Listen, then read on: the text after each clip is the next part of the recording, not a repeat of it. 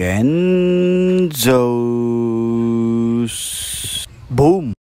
What is up sa inyo mga idol, no? Long time no see, ay long time no voice over pala nangyari, no? Tagal nating hindi nakapag-vlog at hindi na tayo nakapag-video. Ngayong araw pala ay pupunta kami sa SMX MOA Arena.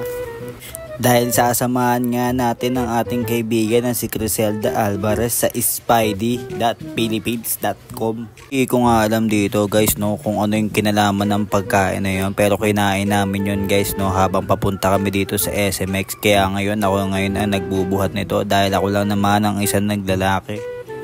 Nag-iisang lalaki na magbubuhat ng pagkain na yun. At ito guys, no, cameraman nga pala dito si Abigail Ignacio. At papasok na kami dito sa loob, no, para kaming VIP dahil meron kami mga passes. At pagpasok nga pala natin dito sa may loob, no, makikita nyo madaming mga motor dito guys, no. Nandito yung motor ni Batman, motor ni Robin Hood, motor ni Kobe Bryant. Ano masasabi mo nandito sa... Gusto ko ng mga motor dito. Gaganda.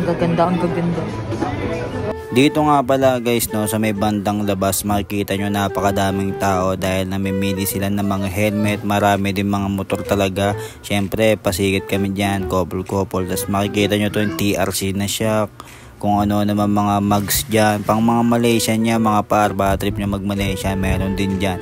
At meron nga din dito mga big bike, small bike at bike ng ewan ko, tapos pinagtripan na ako bigla ngayon, no? Pinagpipipidyo na ako sa mga babae, ewan ko dyan kay Abigail. Mamaya aawayin ako nyan.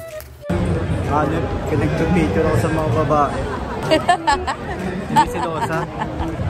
Ibigay pa kita doon. May mga lalawit.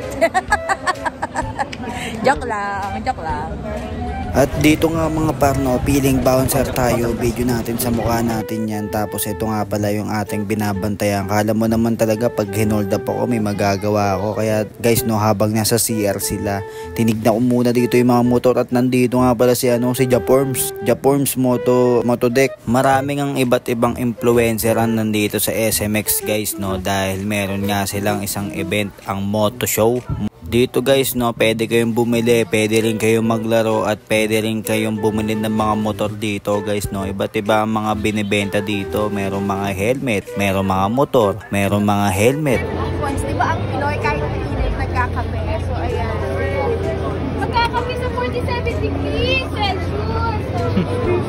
At dito nga guys, no, binidyoan natin dito si Criselda Alvarez na, no. Ang dami niya nasalo dito guys, no. Napakalupit niya kasi halos lahat hindi niya nasalo. Ay, nasalo niya pala. Ito nga pala yung dahilan kung ba't hindi na ako nakakapag-video dahil ang daming maingay sa may paligid. Kaya guys, no, tinatamad ako magsalita. Ang lupit ko talaga.